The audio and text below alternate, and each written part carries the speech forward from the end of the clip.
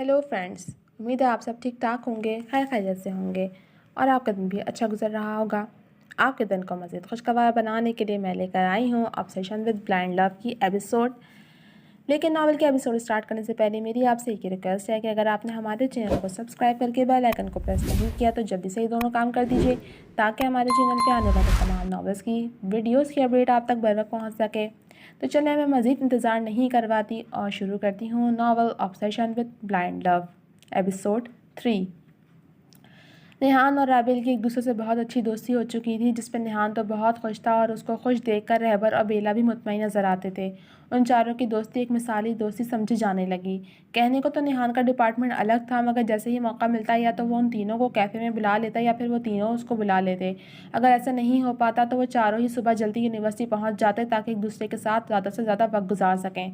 मज़ीद चंद माह का अरसा यूँ ही गुजर गया। नेहान ने अभी तक राबेल को प्रपोज़ नहीं किया था और ना ही अब तक वो राबेल की मंगनी के बारे में जान पाया था। ये इत्तेफाक ही था कि कभी राबेल के रिश्ते के हवाले से जिक्र ही नहीं निकला, वरना शायद वो जान जाता। यूँ तो उनकी दोस्ती बहुत अच्छी हो गई थी, मगर नेहान ने कभी राबेल को पर्सनल कॉल भी नहीं की थी और ना ही राबेल ने पहल की थी। उन चारों का व्हाट्सएप ग्रुप था, वो लोग वहीं बातें किया करते थे। अगले रोज़ राबेल की बर्थडे थी तो उन तीनों ने मिलकर उसको सरप्राइज़ देने का सोचा था, जिसके लिए नेहान ने एक अलग से व्हाट्सएप ग्रुप बनाया और उसमें राबेल के सिवा बेला और रहबर को ऐड किया था। ये ग्रुप मैंने इसलिए बनाया है कि राबेल की बर्थडे हम यूनी में नहीं बल्कि एक अच्छे से रेस्टोरेंट में प्लान करते हैं। नेहा ने पुरजोशी से कॉल पे कहा। हाँ ठीक है, मज़ा आएगा। बेला भी खुश हो गई थी। राबी को भी अच्छा लगेगा। वैसे गिफ्ट क्या दोगे तुम लोग उसको? रहबर ने पूछा। मैं तो हैंडबैग सोच रही हूँ देने का, बेला ने बताया। अच्छा, फिर मैं लेडीज़ परफ्यूम ले लेता हूँ, रहबर ने कुछ सोच कर कहा, जबकि नेहान इस दौरान बिल्कुल खामोशी से सोच रहा था कि क्यों ना इस मौके पे वो राबिल को प्रपोज़ कर दे। और तुम क्या दोगे उसको नेहान? रहबर और बेला ने बेवक्त पूछा। उनके पूछने पे वो चौंक कर अपने ख्यालों से निकला। मैंने भी सोचा नहीं, जाता हूँ मार्केट पे देखता हूँ। अच्छा, वैसे तो उसके पास सभी कुछ है, तभी तो समझ नहीं आता कि बंदा क्या गिफ्ट करे। असफर भाई उसकी हर बर्थडे पे उसको कुछ न कुछ ऐसा पार्सल करवाते ही रहते हैं। लास्ट बर्थडे पे भी याद है रहबर, उन्होंने राबी को वाइट गोल्ड का बहुत ही खूबसूरत ब्रेसलेट गिफ्ट करवाया था, जो उसने हमें अगले दिन दिखाया था। बेला अपनी धुन में बोलती चली जा रही थी, जिस पर रहबर ने मुस्कुराते हुए हाँ हाँ याद है कहा था। अलबत्ता निहान कुछ उलझ सा गया था। असफर कौन? उसने उलझे अंदाज में पूछा। अरे राबी के मंगेतर असफर भाई, बेला ने उसके पूछने पे बताया तो ये जानकर कि राबेल मंगनी शुदा है, नेहान अपनी जगह साकित रह गया। क्या राबेल इंगेज्ड है? उसने बेयकीनी से इस्तफसार किया। हाँ ना, राबी की मंगनी कुछ अरसा कबल ही तो हुई है, बस पढ़ाई पूरी होती है उसकी शादी हो जाएगी। मैं और रहबर भी शादी कर लेंगे। तुम अपना बताओ, तुम्हारा क्या प्लान है? गुफ्तगू में मौजू अचानक ही बदल गया था, लेकिन नेहान को अपने कान साए साए होते महसूस हो रहे थे। कहाँ गुम हो गए? उसकी तरफ से खामोशी पाकर बेला की आवाज़ गूंजी तो वो खुद पे काबू पाता गोया हुआ। कहीं नहीं, यहीं हूँ। अभी कुछ नहीं सोचा शादी का। अच्छा चलो ठीक है, फिर गिफ्ट हमारा तो डिसाइड हो गया। तुम ऐसा करो कि राबी को चॉकलेट्स गिफ्ट कर दो, उसको चॉकलेट्स बहुत पसंद है। बाकी पार्टी भी हम मिलकर अरेंज कर ही रहे हैं। अब के रहबर ने सादगी से मशवरा दिया तो दूसरी जानिब बेला ने भी तायद की। ओके, मैं चॉकलेट्स ले लूँगा। वो बदिक्कत गोया हुआ। उसने तो क्या सोचा था और क्या हो गया था। कॉल मुनक़ता करते उसने मोबाइल कान के अंदाज में बेड पे रखा। आंखों में नमी यकजा होने लगी थी। लब भींचे वो अपने आंसू ज़ब्त करने की कोशिश में था, मगर आंसू उसके गालों पे लुढ़क कर बह गए थे। आह राबी, तुम्हें जब मेरा होना ही नहीं था तो तुम मुझे अच्छी क्यों लगी? वो बेआवाज़ रोता बेबस नज़र आ रहा था। कुछ देर अपनी अधूरी मोहब्बत का मातम कर लेने के बाद अपने आंसू पोंछते उसने ऑनलाइन एक बहुत महंगे रेस्टोरेंट में 4 अफराद की टेबल बुक करवाई। फिर अपनी जगह से उठ खड़ा हुआ। उसको कुछ ज़रूरी काम याद आ गया था और राबेल के लिए गिफ्ट भी ख़रीदना था, जिसके लिए वो अपना वॉलेट और गाड़ी की चाबी लेता घर से निकल गया। अगले रोज़ नेहान के बुकिंग करदा रेस्टोरेंट में उन सब ने राबेल की बर्थडे भरपूर अंदाज में सेलिब्रेट की थी। राबेल तो ये सरप्राइज़ पाकर बेहद खुश थी। वो इस वक्त ब्लैक कलर की फ़्रॉक में मलबूस थी। उसके लंबे सिल्की बाल जो हम वक्त जूड़े में बंधे होते थे, इस वक्त पुश पे खुले हुए थे। कानों में बड़ी बड़ी ब्लैक इयररिंग्स पहने, लबों पे ग्लोस लगाए, वो इस सादगी में भी हद से ज़्यादा प्यारी लग रही थी कि नेहान की निगाह उसके हसीन मुखड़े पर ठहर नहीं रही थी। उसका खुशी छलकाता चेहरा नेहान की तवज्जो अपनी जानिब मुसलसल खींच रहा था, मगर वो खुद पे काबू पाते अपनी निगाहें उसकी तरफ भटकाने से रोक रहा था। کیک کاٹنے کے بعد رہبر اور بیلا نے رابل کو تحفے دیے جس پر وہ مسکراتے ہوئے ان کا شکریہ ادا کرنے لگی۔ نیہان نے ان کے بعد اس کو ہارٹ شیپ چاکلیٹس کا پیک اور ساتھ میں گلاب کے پھولوں کا بکے دیا تھا۔ تھینکس نیہان، اسے اتنا کر لیا تھا، یہ کافی تھا، اب گفٹ کی کیا ضرورت تھی؟ اسے لیتے ہوئے وہ عاجزانہ گویا ہوئی تو نیہان بے اختیار اس کے خوبصورت چہرے پہ نظر جمائے قدر جھک کے سرگوشیانہ جذبات سے پر لہجے میں گویا ہوا۔ تمہارے لیے تو یہ دنیا قدموں میں ڈھیر کر دیتا اگر تم میری ہوتی تو۔ دھیمے سروں میں جذبات سے گندے لفظوں کی برسات اس کی زبان سے برسی جس پہ رابل نے چونک کر بے یقینی سے اس کو دیکھا۔ اس کی آواز اتنی ہی تھی کہ بس رابل سن سکی جبکہ رہبر اور بیلا میز کی دوسری طرف بیٹھے آپس میں باتوں میں مصروف تھے۔ نیہان نے ہلکا سا مسکرا کر نظریں ہٹا لیں جبکہ اس کے الفاظ پہ غور کرتی رابل الجھ رہی تھی۔ اس نے نیہان سے وہاں مزید کوئی بات نہیں کی بلکہ وہ گھر جا کر اسے الگ سے بات کر کے پوچھنے کا ارادہ رکھتی تھی۔ لنچ کرنے کے بعد وہ لوگ وہاں سے اٹھتے اپنے اپنے گھروں کے لیے روانہ ہو گئے تھے۔ گھر آنے کے بعد اس نے اپنے گھر والوں کو دوستوں کے دیے گئے گفٹس دکھائے۔ اس کے اپنے گھر میں بھی شام میں پارٹی ارینج کی گئی تھی جس کی تیاریاں بھی تقریباً مکمل تھیں۔ اس کے منگیتر نے بھی ہر دفعہ کی طرح اس بار بھی اس کے لیے بہت ایکسپینسو گفٹ لے کر ایک دن پہلے ہی کوریئر کروا دیا تھا۔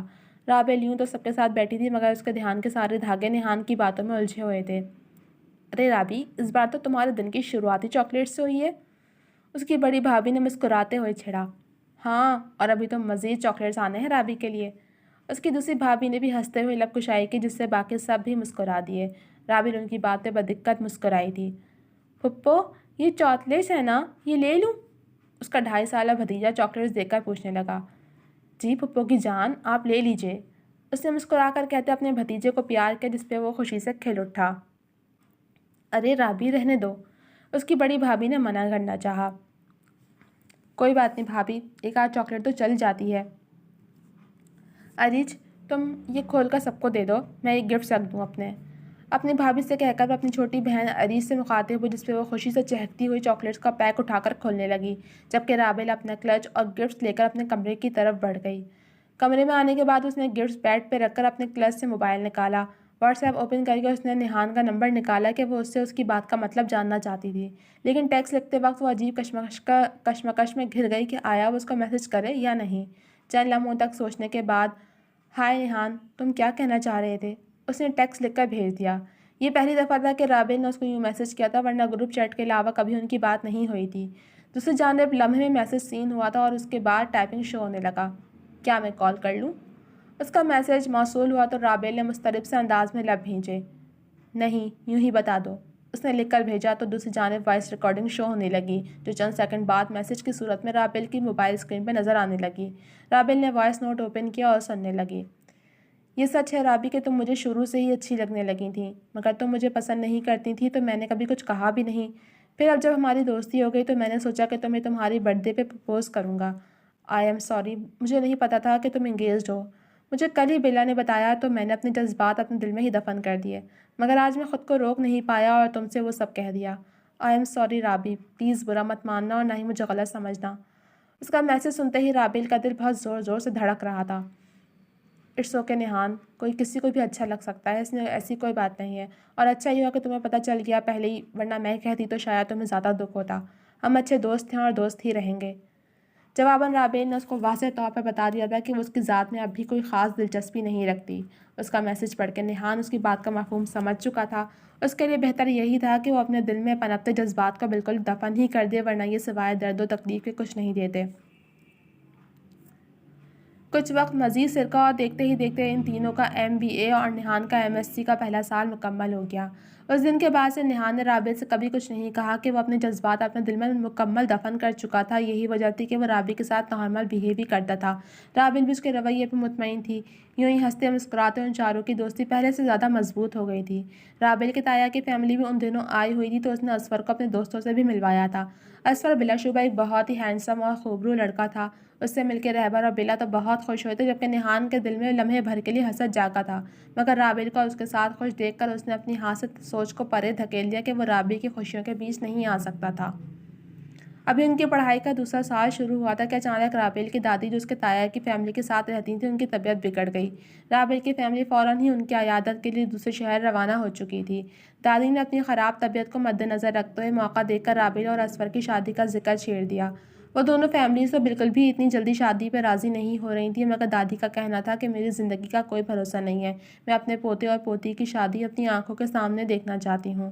ان کی اس خواہش کے بعد مجبوراً سب کو ان کی بات ماننی پڑی اور جھٹ پٹ رابیل کے نکاح کے ساتھ ہی رخصتی بھی کر دی گئی۔ یہ سب اتنی جلدی ہوا تھا کہ نہ تو رابیل کی کوئی تیاری ہو سکی اور نہ ہی رابیل اپنے دوستوں سے ذکر کر سکی تھی۔ وہ تو اب بازار سے سب کچھ تیار مل جاتا ہے، تو یوں ان سب نے جلدی جلدی سب جیسے بھی ہوا تیاری کر لی۔ جس دن رابیل کا ولیمہ ہوا اس کے اگلے دن دادی کی ڈیتھ ہو گئی، جس پر سب بھی رنج و الم کی تصویر بنے ہوئے تھے۔ دکھ کا یہ کڑا وقت ان کی خوشیوں پہ بھاری ہو گیا تھا۔ رابیل نے تقریباً ہفتے بھر بعد واٹس ایپ گروپ میں میسج کر کے ساری صورتحال سے آگاہ کر دیا، جس پہ ان سب نے اس کی اچانک شادی پہ حیرانی اور اس کی دادی کی ڈیتھ پہ افسردگی کا اظہار کیا تھا۔ چند دن بعد رابیل اسفر کے ساتھ اپنے شہر آئی تھی تاکہ یہاں جو اس کا ضروری سامان ہے وہ پیک کر لے اور یونیورسٹی کے معاملات بھی نمٹا لے۔ اب وہ اسی یونیورسٹی میں تو تعلیم جاری نہیں رکھ سکتی تھی، سو جس شہر میں رہ رہی تھی وہاں مائیگریشن کروا لی تھی۔ اپنے ماں باپ اور دوستوں سے مل کے وہ ایک ہفتے بعد اسفر کے ساتھ واپس جا چکی تھی۔ اس کے جانے سے بیلا بہت اداس رہنے لگی، جس پہ رہبر اس کی دلجوئی کرتا رہتا تھا، تو نہان گویا کہ وہ اپنے جذبات دل میں مدفون کر چکا تھا، مگر وہ بھی رابیل کے یوں چلے جانے پہ دل ہی دل میں کافی افسردہ تھا۔ لیکن اب وہ شادی شدہ تھی تو یہی سوچ کر اس نے اپنی اداسی کو پرے دھکیل دیا تھا۔ ایک بار پھر مربع تکون میں بدل چکا تھا۔ اب دیکھنا یہ تھا کہ یہ تکون پہلے والے تکون کی طرح مضبوط رہنے والا تھا یا ان کے بیچ کچھ ایسی انہونی ہونے والی تھی جس کے بارے میں وہ تینوں کبھی گمان بھی نہیں کر سکتے تھے۔ رابیل اپنی نئی شادی شدہ زندگی میں مگن اسفر کے ساتھ بہت خوش تھی۔ اس کی اکثر ہی ان تینوں سے بات ہوتی رہتی تھی اور یہ جان کر کہ رہبر، بیلا اور نہان کی دوستی پہلے سے جیسی ہے اس کو بہت اچھا لگتا تھا۔ انہی دنوں بیلا کے برابر والے بنگلے میں ایک نئی مگر مختصر فیملی شفٹ ہوئی تھی، جن میں میاں بیوی اور ان کی ایک بیٹی شامل تھی۔ پڑوس ہونے کے سبب بیلا کی فیملی نے ان کا خیال بھی کیا تھا، جس سے وہ لوگ ان کے بہت مشکور ہوئے تھے۔ کچھ ہی دنوں میں وہ فیملی مکمل سیٹ ہو چکی تھی اور سیٹ ہونے کے بعد انہوں نے بیلا کی فیملی کو اپنے گھر دعوت پہ مدعو کیا، جس سے پہلے تو بیلا کی فیملی نے انکار کیا، مگر جب انہوں نے کافی اصرار کیا تو ان لوگوں کو ماننا پڑا۔ جس دن دعوت تھی اس دن بیلا کی فیملی کچھ گفٹس لے کر ان کے گھر پہنچ گئی کہ اب خالی ہاتھ اچھا نہیں لگتا۔ وہاں مسٹر اینڈ مسز جمال اور ان کی بیٹی زائنہ نے ان سب کا بھرپور استقبال کیا تھا۔ وہ لوگ کافی امیر تھے، جس کا اندازہ ان کے گھر کے رکھ رکھاؤ سے بخوبی ہو رہا تھا۔ کم تو بیلا کی فیملی بھی نہیں تھی، گویا کہ ان کا بنگلہ بھی کافی بڑا اور خوبصورتی سے ڈیکوریٹ تھا، مگر ان کا رہن سہن قدرے سادہ تھا۔ کچھ دیر بیٹھنے کے بعد مسز جمال نے کھانا لگوا دیا، جس میں کئی ڈشز دسترخوان کی زینت بنی تھیں۔ زائنہ بیلا کے برابر والی کرسی پہ بیٹھی تھی اور میزبانی کے فرض ادا کرتی وہ بیلا کو ہر تھوڑی دیر بعد کچھ نہ کچھ سرو کر رہی تھی، جبکہ مسٹر اور مسز جمال بھی باقی لوگوں کے ساتھ میزبانی کا فرض نبھا رہے تھے۔ بیلا کی اپنی کوئی بہن تو تھی نہیں اور اب رابیل بھی یہاں نہیں بلکہ اپنی نئی شادی شدہ زندگی میں مصروف تھی، تو اس کو بہت تنہائی محسوس ہوتی تھی۔ یہی وجہ تھی کہ خوش اخلاق، اسمارٹ اور گڈ لکنگ زائنہ سے اس کی پہلی ملاقات میں اچھی دوستی ہو گئی۔ زائنہ کو بھی ہنس مکھ اور پیاری سے بیلا بہت پسند آئی تھی، سو اس نے بھی دلوں سے اس کی دوستی کو قبول کر لیا تھا۔ یہ ان کی دوستی کی شروعات کے ساتھ ساتھ اس تکون کی بربادی کے دن بھی شروع ہو چکے تھے جس سے فی الوقت وہ سب بے خبر تھے۔ بیلا نے رہبر اور نہان کو بھی زائنہ کے بارے میں بتایا تھا۔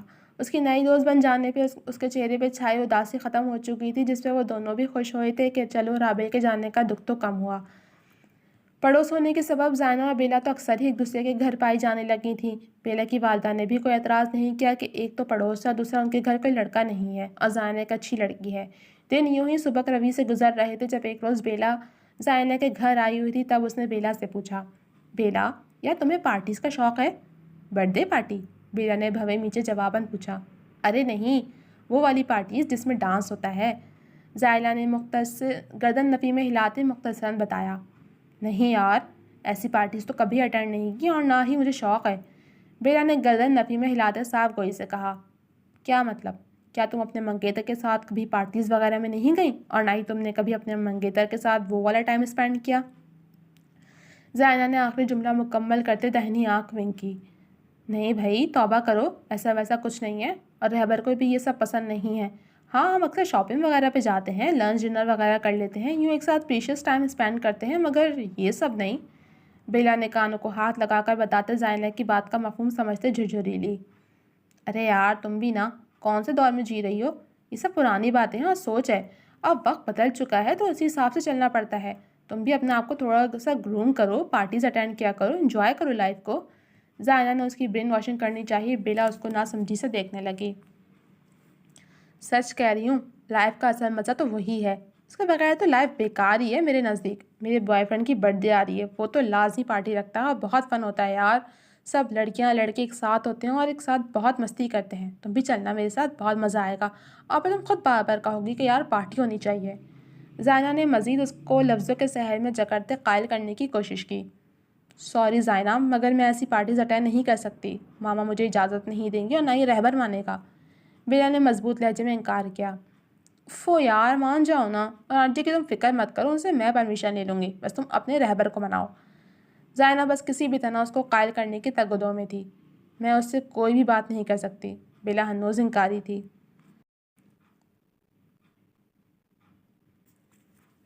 اچھا ٹھیک ہے, لیکن تم چلو گی بس, میں نے کہہ دیا. زائنہ نے حتمی لہجے میں کہا تو بیلا کچھ کہنے کے لیے منہ کھولنے لگی, مگر زائنہ بس مجھے کچھ نہیں سننا کہتی اس کی بولتی بند کروا گئی. بیلا کچھ دیر بیٹھ کر گھر جانے کے لیے اٹھی تو زائنہ بھی اس کے ساتھ ہی نکل کر اس کے گھر آ گئی. اس نے نہ جانے کیا کہہ کر بیلا کی والدہ نازا بیگم کو قائل کیا تھا کہ انہوں نے کوئی اعتراض نہیں اٹھایا بلکہ خوشی سے بیلا کو اجازت دے دی. اس سے بیلا کافی حیران ہوئی تھی. کیا کہا تم نے ماما سے؟ گیٹ تک اس کو چھوڑنے آتے بیلا نے کھوجتے انداز میں پوچھا. بس چھوڑو, جو کہنا تھا کہہ دیا. اب تم زیادہ مت سوچنا اور جلدی سے ریڈی ہو جانا, کل رات چلیں گے ٹھیک ہے؟ اور آنٹی سے کچھ بھی کہنے یا پوچھنے کی ضرورت نہیں ہے. زائنہ اس کا گال پیار سے کھینچ کر تاکید کرتی گیٹ کھول کر نکل گئی.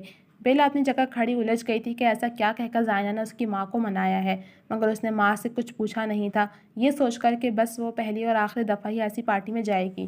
لیکن بہت جلد ہی اس کی یہ سوچ پانی کی طرح بہہ جانے والی تھی. جی تو جناب, کیسی لگی آپ کو یہ ایپیسوڈ؟ امید ہے پسند آئی ہوگی. کمنٹ سیکشن میں اپنی رائے کا اظہار ضرور کیجیے گا.